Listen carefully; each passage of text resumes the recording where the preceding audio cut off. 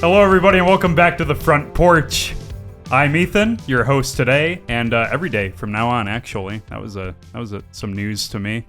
But I'm really excited, happy to be here. But what's even more exciting is today with me, I have Dane and Kevin. Hey, hello, and we're gonna talk about some film gear stuff. Yes, we are. We're going to talk about our inventory. Maybe talk a little bit about what stuff we like to rent for specific shoots and stuff of that nature. So, because a question we get asked a lot is, "Wow, that sure is a lot of gear you got there today." It's like, yeah. I find it's typical to get that response when we have the least amount of gear with us. Yes. Where it's like we're traveling on a plane or it's a really low budget thing and we just brought a couple things. Yeah. And then we get that and it's like, no, we got like vans full of gear. It's when we can always fit almost all of it on the rock and roller and then we have the camera cart with us. Yeah. That's when everyone always makes a comment. Wow, you got a lot of gear. That's a lot of gear you got there. You guys shooting a movie? They ain't seen nothing yet. Let me tell you that right now. I was just in Boise, actually, and our client out there was saying to me, that's a lot of gear. And I'm like, it's really not. This is actually our most slimmed down package that we can have with us that still makes our product look good in the end. Yep. But they don't realize that. They don't realize the inventory that we have, what goes into a shoot. And then today we're going to talk a little bit about that, aren't we? Oh, yeah, we are. Do you remember when we were at the beach? This is the last shoot me and Dane were on together, I think. Mm-hmm. And an older woman was asking us what we were shooting. And we don't like to usually talk about that. What was your response? I think you stole this from me. This is my old... Right. And I stole it too. Yeah. I see. When I said this, I forgot that you were the one that had told me this originally. Yeah. And just by instinct, when she asked me, "Oh, what you guys shooting?" I say to her, "We're shooting a mayonnaise commercial." And her response was, "Oh." People just walk away and lose interest then. Yeah. And it's a good one. It works. Use. You're right, Kevin. It does work. Because it's like, well, what do I say exactly? It's none of their damn business. I use it on a feature film shoot walking around downtown Grand Rapids for a whole day. And that was our response every time. And people just walked away. But crew of 30 people. Yeah, we're shooting a mayonnaise commercial. You're going to get that one person who will be enthusiastic. Oh, yeah. And they're going to be like, wait, is it for Hellman's? Is it? Yeah, right. Whatever. Or what's the one that does the mustard? Dijon mustard. Dijon Do they make mayonnaise? Do we know? What? I don't know. Dijon mustard is just a type of mustard. I thought they did mayonnaise as well. It's a type of mustard. It's not like a brand, I believe. Oh, Dijon is not a brand. I thought Dijon was a brand. Grey Poupon is the Grey brand. Poupon. Yeah. That's what I'm thinking of. Okay, gotcha. Do they do mayonnaise? I figured they did mayonnaise. Why wouldn't they? I'm gonna check it out. Grey Poupon. If you're watching this, can you comment down below if you guys make mayonnaise? You could totally, subscribe and why did they think could sponsor Dijon us? You could sponsor us, yeah. Anyways, what he said. The film podcast. So, yeah. But before we get started, sure, I want to know what you guys have been watching. Oh, bro. I went to the movies last night. Mm-hmm. I just told you this. We were unfortunately a little late. I missed the first couple minutes. I've never done that in a movie. Come in late. I'm usually there half an hour before it starts. The first time, you know what? You know who I did that with for the first time? Nick. To Really? Sonic 2. Did he fall asleep? No. Oh, he was. okay. We went to a restaurant beforehand. And That's what our problem was. He was like, we have time to do 2 or 3 beers. I'm like, we don't, but sure. So we did, and then we missed the entire opening sequence to Sonic the Hedgehog 2. Man. Anyway, saw Marcel the Shell with shoes on. Did you really? Yeah, it was great. 5 Wasn't stars. that It was an old YouTube short back in the day? Yeah. Yep. Is that right? It was great. It was beautiful. I could have thought the whole time about how they did everything because it was a beautiful movie. Mm-hmm. And it's all this stop motion stuff, and I didn't. I just let it, but I would love to watch it again, figure out how they did all that, or what you said about watch the behind the scenes. But yeah, wonderful movie. Totally recommend it. But yeah, just fun, cute. That's what they Donnie just informed us that Grey Poupon does make a mustard mayo mix, not just a mayonnaise. So Thank you, Donnie. Yes, thanks, Donnie. We needed to know that. Marcel the Shell with Shoes. Yeah. Yeah? Hour and a half. Perfect. It's perfect, yeah. Perfect. Okay. Perfect runtime. Dane, I bet I know what you've been watching. But before we get to me, Ethan, what have you been watching? Oh, okay. Watched some horror movies. Just bought Shudder for the first time. Great service. Super cheap. We are not sponsored by Shudder. Yet. Shudder. Looking at The other night I watched 3 horror movies in a row, but the first one I wouldn't consider a horror movie. So first it was We Have Always Lived in the Castle with how do you say her name? Taissa Farmiga, the American Horror Story girl. Yeah. Alexandra Daddario and Sebastian Stan. That's a great cast. That's like a mystery thriller type thing, but it's pretty Okay. slow burn. It was all right. Yeah. Writing's good. Production design's beautiful. Okay. Second one was Gonjiam Haunted Asylum, found footage Korean film. Okay. Super fun. If you ever seen Grave Encounters, it's kind of like that, but they do it better. And then the third one was Black Sunday, an Italian. Was that 1960s? Yeah, black and white. Is that right? You Yeah, might it's dig cool. that one, Dane. Okay. Yeah. That's one of the Super creepy visuals in it. It's Yeah. awesome. Yeah. Do you recall who the director was? I'm not sure. Mario. Last name is a B. I don't remember quite. It's been a long time since I watched it. Okay. Gotcha. Well, that's an IMDb search we'll have to do here. If you search up Black Sunday, you'll find it Black immediately. Sunday. Okay. Yep. Wow. I mean, Ethan, you seem to be watching a lot more cultured things than I have lately here. Well, but some may disagree with that. So my big binge, if you will, in the last week has been Stranger Things. So when the show first premiered, I watched maybe like a good half of the season and then just kind of fell out of it for various reasons and never got back into it. But then this past year, my interest peaked, mainly because of the soundtrack. Like the soundtrack is kind of what pulled me into it and made me want to venture into the world of Stranger Things.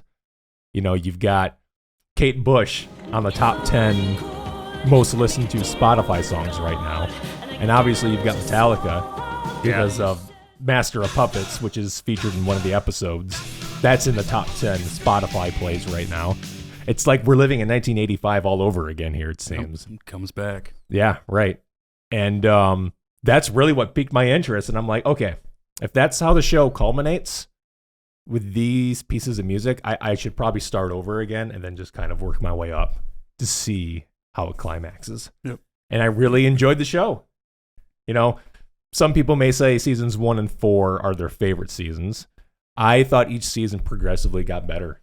You know, I really liked season 1 and how many nostalgic callbacks it has. You know, that kind of establishes the show. But then seasons 2 and 3 kind of go off and do their own thing. I really appreciated that. They didn't heavily rely on a lot of the nostalgic throwbacks. Mm-hmm. So, and season 4 that just went to a whole different level. And I'm looking forward to season 5 when that is released here in a few years. I watched a video essay, and they were trying to dissect why Stranger Things is so appealing to modern audiences, because it does pull from a lot of 80s movies, and they're like, well, why aren't 80s movies like so popular? And one of the big things was because the acting is so modern. Because if you look at 80s movies, there is such a different standard for like acting and how That's they interesting. write lines. So when you take those 80s tropes and you throw that modern acting style on top of them, it gets really like grounded and gripping all of a sudden, and not too like campy or corny, Right. Yep. like some of those movies can come across. Most people, if you show modern audiences, if they're not familiar with a lot of films, if you show them an 80s movie, like one of your favorites, immediately they're like, this is cheesy. Yeah. When that's just... Yeah, it's like that's cheesy's the wrong word that they're using, probably. Especially from a lot of the, like you were saying, the tropes and a lot of the callbacks to specific horror movies or whatever the films may have been. They may have been camping in nature at the time when the films were released, and that's how they were perceived. But then, like you were saying, with the modern acting and even with the production design and cinematography, it's taken a little bit more serious. Yeah. So yeah, I appreciate all those things that the show brought. Great story, great characters, great acting. There's some really like gut-wrenching moments in the show that some take you by surprise, others it's just wow. It's just it's good. I really enjoyed Stranger Things. So I think most people would agree with you. Yeah. That's me. All right, everyone. Thanks for listening. Next. So, segueing into this podcast topic, I think we should touch on how much gear we used to have versus what we have now. Kevin, you probably can speak on that where we started. So the first shoot I was on was over 6 years ago. And Andy had the FS700, Sony FS700. Still have it too, by the way. We still have it, and we still from time to time use it, especially for our slow-mo stuff. It actually still puts out a pretty good image. 120 frames at 4K. Yeah, right? 2K or 4K. I think it might do 2K at 240. No, it's 240, right? Yeah. I was going to say it goes higher. Rate. Yeah. Yeah, 240 at 2K. Yeah, sounds about right. And then he hacked a 50D, I think, DSLR, and that's what I was shooting on. And frequently, because they weren't ever intended to shoot video, it was Magic Lantern plugin. Oh yeah. Enable it to shoot video. So every 20 minutes, it would like brick out. Yeah, and I'd have to reset it. And I think that was maybe it. And most of that, these were pretty big things that we did quarterly. These shoots, we had a lot of rented gear. Mostly lights and stuff like that, Lecos and another hot light kit, stuff like that. So Andy owned 730 Eddie at the time owned like our hot light kit and the Sony with sticks and really the roller bag full of a couple things. Wow, that was about it, I think. How would you light? Like, what was your process of being on set and lighting with such minimal gear like that? We still had a lot of, for these shoots, we actually had more light than usual. We had 2 full hot light kits plus like 4, 5, 6 Lecos and a couple others. We threw light everywhere, but that's, we had smaller hot lights and we had to light up a whole big area for these. So a lot of rented gear. We didn't have the Astros. We didn't have the sky panel. I don't think there was any LEDs on set. Right. So that's what it was. Yeah. And then most of that got handed down kind of to when you started. Yeah, right. With the client that you were working with. And that was kind of your kit, right? I mean, when I started, I really just had an Astra kit, a 5D Mark III, the FS700, and a couple C-stands, and that was it. That was my entire camera and lighting package for the client I was brought on to shoot for. But then since then, our inventory has blossomed. Yeah, every year. Every year something new is coming on. Yeah, we went from basically one professional camera to 3 different packages of cameras, right? I mean, we have the 2 C300s, 2 C200s, the Komodo, still the 700. So at any time we can shoot, 3, 4 different shoots in a day with the crew, with our gear, 2 vans fully loaded, so lots of different lighting options, mostly LED now. That's been the big shift.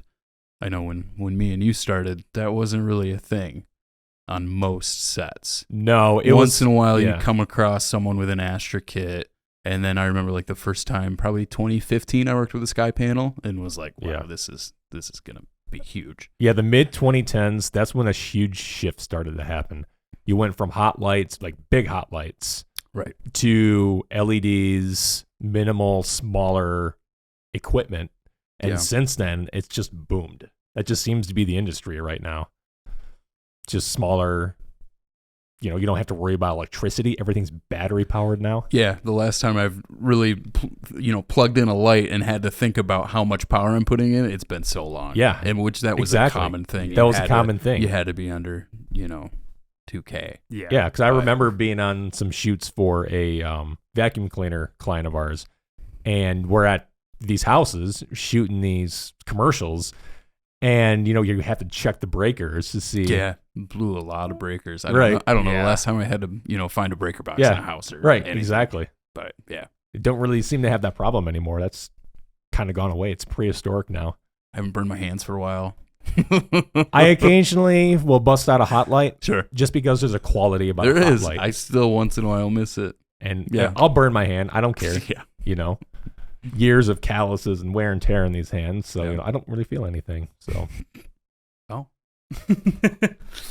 Physically or emotionally. Yeah, I was going to say emotionally for me. He's not wrong. But I feel like a big shift between or I guess there was like a reluctance to move to LEDs because the CRI wasn't good and people couldn't nail that with LEDs. Can you explain what CRI is to those who might not know? Yeah, so CRI stands for Color Rendering Index, and you'll typically see it as a number or a percentage. So like it has a CRI of 97 out of 100, which means it's really good at presenting skin tones accurately. But if it has a CRI of like 92, it's like, yeah, it's doing pretty all right, but it could be better type of thing. But CRI simply means how good a light can, is it replicate skin tones or make it look true to how accurate the color temperature and the quality of the light is. Yeah. To put it simply. Yeah, there's a whole science behind it. But Yep. But once people figured out, they were like, oh, yeah, we nailed it. Then they were like, now we can do battery powered, and now we can have RGB. And there was like 3 other letters that they were adding to them. They're cheaper now. I know, they were more expensive, and then the throw typically wasn't as good as like a Fresnel. Right. That's changing. Things like that. There's still sometimes issues with, it's hard to use an LED in like a cookie. You get weird shadows and stuff like that, or to have that really nice hard edge. Yeah. But they're catching up though. There's certain. Yeah. No, they've come a long way in the last 10 years. Yeah. Yep. And we've shifted our inventory basically to that. Yeah, we have. We've, like we were saying earlier, our Astra kits have increased. We have the Sky Panel S60 that we use for mainly a key light for things. We have tube lights. The apertures. We've got apertures now. Aperture is a huge one that a lot of just independent films and just corporate startups are using. They're cheap, they're small, they're versatile, and they pack a lot of punch. Man, they look good. Yeah. They're easy. Real good. Yeah. Yeah. Yep. It seems like it's becoming an industry standard in a lot of ways. Aperture. On the lower end. I think they've taken quite a piece of the market. They have. Yeah. Yeah. It's interesting, for someone to come along like that and take kind of what Ari's been doing for 100 years. Right. And I hope that they continue to do what they've been doing in the future and not try to compete with that prosumer level. But it's a good option. Yeah. Yes, it is. I would like to, and this won't be a brag because it can be irritating sometimes how much gear we have. But I feel like we might have the most gear out of any production company in the area purely because of the wide range of jobs we take on. It's a partly due to the wide range, I think, and then also we're shooting all the time. With and I know you worked kind of freelance too. I worked freelance commercial for a long time, and if you were on a set, most of that gear was rented. Most of the time, from the G&E to even sometimes the camera lenses, stuff like that. We shoot so much, and frequently, hey, what can you guys come and shoot tomorrow? Right.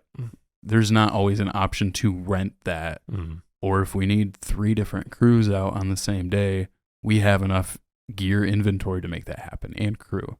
So definitely different than some of the other places that I've worked. And yeah, I think you are right in saying that. We're pretty unique in that respect. We even have a lot of gear we don't use. Yeah. Mainly the old stuff, but the old stuff comes in handy every now and then. Yeah, it does. Yeah. That's the thing. You know, if we find ourselves triple, quadruple booked for a day, you know, we still have enough cameras to go around to make sure every shoot has what it needs. Yeah. So we always make do, no matter what. Yeah. We're pretty good about Yeah. that. We'll have a podcast about that. We're filming today as well. Always get the Exactly. shot. Always Yeah. leave with the shot. get the shot.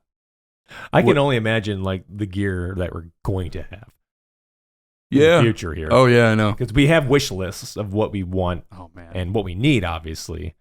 So the procurement of materials will continue, obviously, next year and the year after that.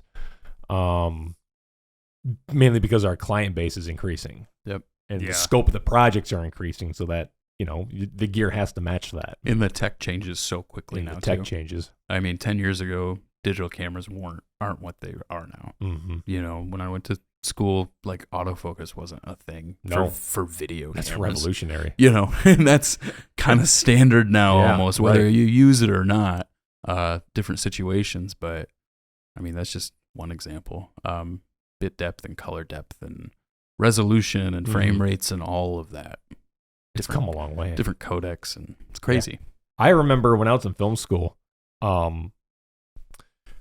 the textbooks would talk about how digital will never be able to replicate film. Like, they were steadfast on that. Yeah, I think I heard that from professors. Yes, some professors would say that too, and I believed that for a while. Sure. But now we're at a point where you can't really tell the difference. Yeah, it's in very hard. It's very hard. great, but it's stayed relatively static for the last 100 years. Mm-hmm. And it's reached a point really where it's plateaued a long time ago, and it's not going to get better.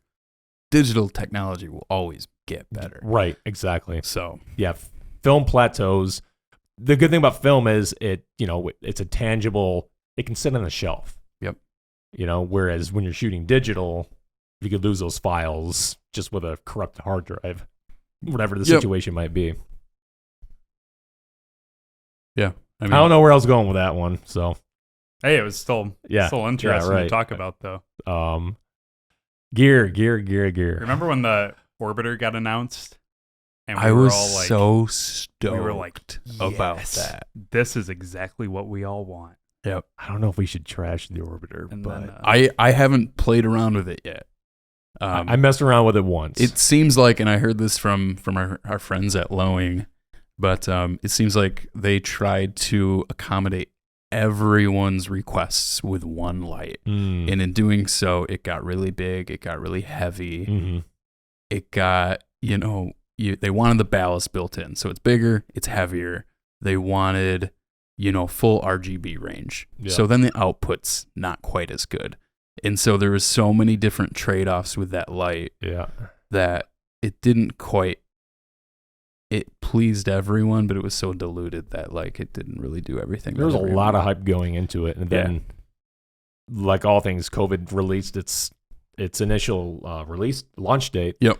And when it was launched, it was just kind of silent. You couldn't get one either. Couldn't get one either, right? It was like 6-month lead time. Right. Yeah. But it was like nobody was talking about it once it was available. Yeah. But like going into it, we were stoked. We had considered reserving one for us, but I mean, it's a great all-in-one light.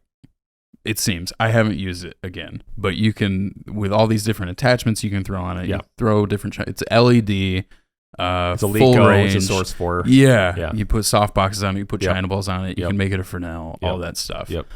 In concept, it seems awesome. I just haven't played with one. I haven't seen really any. Yeah, I haven't had any in-depth use with it. I just played around with it once at the shop. Yep. When Lowing got theirs in, so would be interesting to use it one of these days to see what it's made of. I feel like they had to make that one the way it is so they can be like, okay, this is what people liked and didn't like, and then they'll make a better one. And then that one will be like the Mark II would be that'll be like the holy grail. Right. With anything, it seems like that's what the case is. Whether it's cameras or any other kind of equipment, you release it, learn what worked, what didn't work, come out with another version, hopefully everybody can use. Looking at you, Canon released the T3i Mark II. Everybody wants it. I'm waiting. I'm waiting on the T3i Mark II. So is there a T4i and a T5i? Oh yeah, there's like a T8i. Yeah, there's a T7i. It's going that high. They don't. Yeah. There's a T7i. Yeah. There's an Yeah, I thought there was 8. Yeah. Donnie. Yeah. Get them at Target.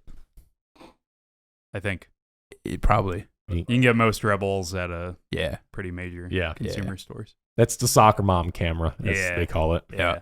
And that 55 to 105 lens will never get taken off of that. Yeah. It's glued to that camera. They'll never buy another lens. Okay. Yeah. Yeah. You heard from Ethan. F4 to f5.6. Yeah. Nasty. Oh. Yeah. That's not bad my favorite kit lens. Yeah. Not my favorite range. I had the 18 to 55 kit on mine for a long time. Fun fact. No shade against Rebels and T7Is. I'm throwing shade at those lenses that they come with. Yeah. Kit Please lenses are bad. invest in a good lens. That camera will. Yep. You'll go above and beyond with that I camera. still have my T3i, and it's been basically under wraps for a long time, just in the closet. But recently got a new lens, and I use it like once a week now. Yeah. And it still holds on. I want to upgrade eventually, but it still gets the job done. Yeah. Honestly, it's the lens. The lens has really no shelf life. No, that's the thing. Invest in good glass, right, and you will be happy. And store it well. Yep. Don't leave it in the sunlight. Don't do that. Melt the aperture blades. Yeah. That's never happened to us. Yeah, I still have a Canon 7D that I used to shoot with on a lot of music videos, features, shorts, corporates back in the day. But the big difference was the kit lens versus a professional series lens. Yeah. Like the quality just improved so much. Yeah. It's a lot of it comes down to the lens, not really the camera. So yeah. My 5D Mark II, first full frame camera I ever owned, with a beautiful 85 prime Rokinon special performance all metal build, with like a gorgeous manual focus, rubber focusing ring. Yeah. That camera kicks ass. Yeah. It is so beautiful. That's so cool. That 5D Mark II, one of my favorite cameras of all time. It's the OG. It is good. Yeah. First DSLR to ever shoot 1080p video. Yep. That's it. Yep. That revolutionized everything. Yeah. They use it as like a backup camera on the Avengers. Yeah. They shot, I think they shot most of the subway stuff in Black Swan with that camera. Got it. Wow. Sure. And if not, it was previs on all of it. Mm-hmm. Got it. Yeah. Yep. Ah, yes. Man. The late 2000s. What a time to be alive. But yeah, it's crazy having all these clients and going to all these shoots, because when we were traveling for a client, we got split between 2 different states. So some of us stayed in New Jersey and another team broke off to go to Connecticut. That other team did not have the right gear or, enough lighting to last them through that shoot. So they stopped in New York and came back with 2 aperture lights, a light dome, a China ball, and our Nan lights. And just out of nowhere. And they have been with us ever since. Thanks, B&H. Yeah. Thank you, B&H. Love you. Saved our lives. We love you. Yeah. Please sponsor us.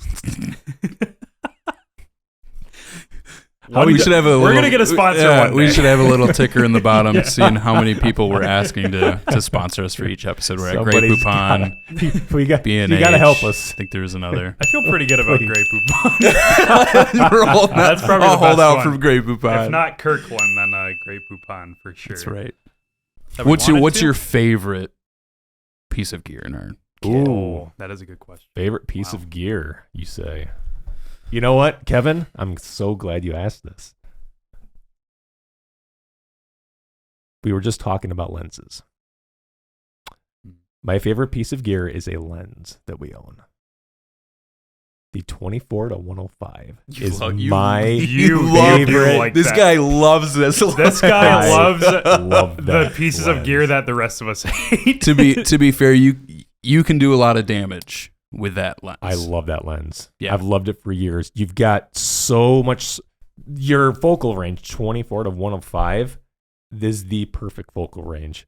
Now, granted, it's not a very fast lens, but it has an image stabilizer built into it. It's not very heavy. It's great for handheld B-roll shoots. Just great all around. I love that lens. Everyone, live looks. Great news. The wide's rolling now, which is great because it can cover us closing out the episode. Yes.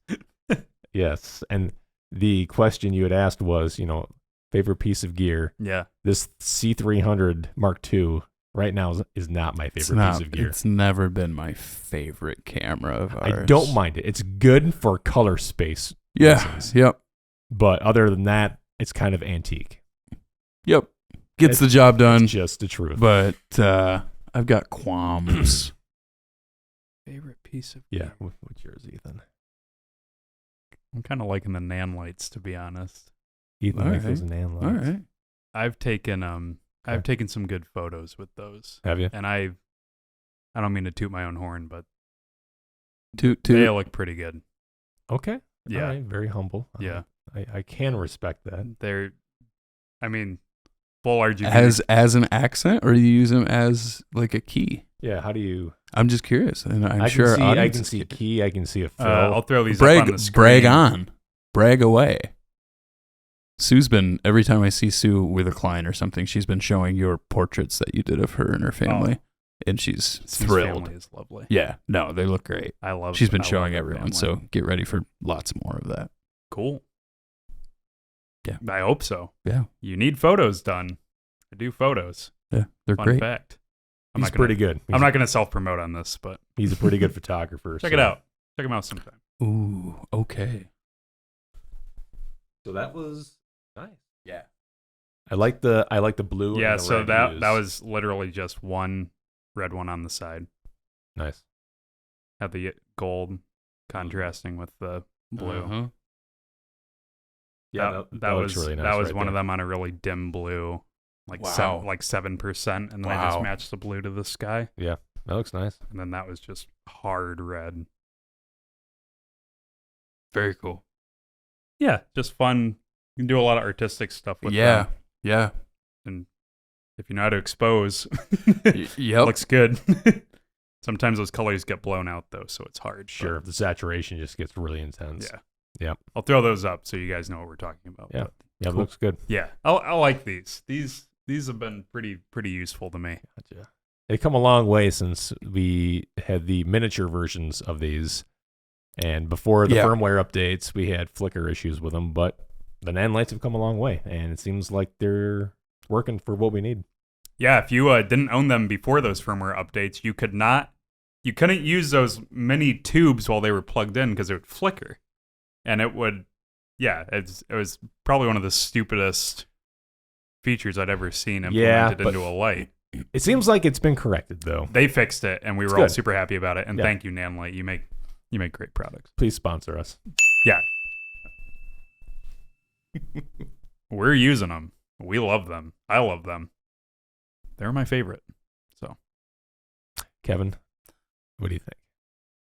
So I just found out that we actually own these now. I've been wanting these for a long time, and I've shot on them, but I haven't shot on ours yet. But it's the Sigma Cinema Zoom kit that we have. So the 18 to 35 and the 50 to 100 for B-roll shoots and things like that. Love it. Those are pretty lenses. I like them. Yeah. Yeah. They have a great look to them. Yeah. Yeah. I own two Sigmas myself. Owned one of them, the 24 to 70, for a while, and it's half the price of Canon. I like Sigmas; they work. And Sigma has a great look. My 150 to 600 is my new lens, and I love that. Mm-hmm. It's only limited by my 12-year-old camera, So I love that lens. But Sigma's good stuff. Yeah.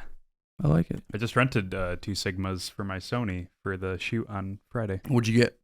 I got a 14 to 24? Oh, that's right. Yeah, 14 to 24, and then the 24 to Yeah. I've got the 24-70. It's nice. Lenses. The art, I've heard from wedding photographers switching out their whole zoom kit, their whole range, and just switching to a Sigma 35 art. Yep. And they're just thrilled. Yeah. Mm-hmm.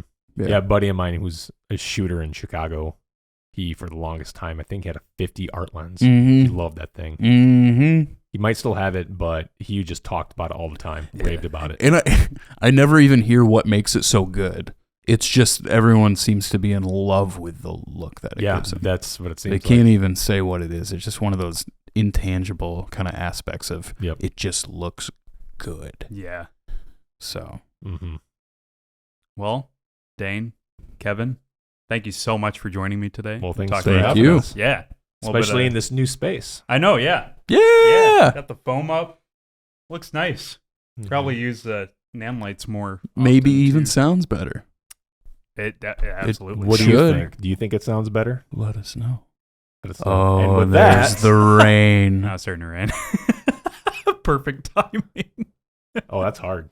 That's hard rain, too. And with that... Oh, don't we need it, though? Man. It's been a dry summer. A hot summer. It's hot. I'm sweating right now, actually. It's always hot in this room, though. Is it? Is that the secret? I thought we had air in this With room. all these handsome men in here? Are you kidding me? Yeah. Why would it not get hot in here? Somebody dump a bucket of water on us right now. Oh, my God, Somebody please. shave Dane's beard off. This would become a whole different show if we did that. Just the mustache. Just a mustache. Vote for mustache. Your mustache would, like, brush the mic just a little bit. You get, like, a little whiff You of can it just every edit now and his then. beard out. It'd be so crazy. Okay. All right. With that... I blacked out for a sec. Join us next time.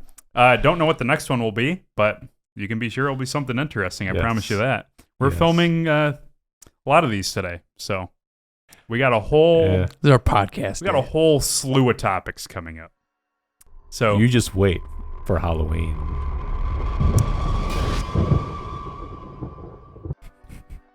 And with that, we leave you and get off our porch.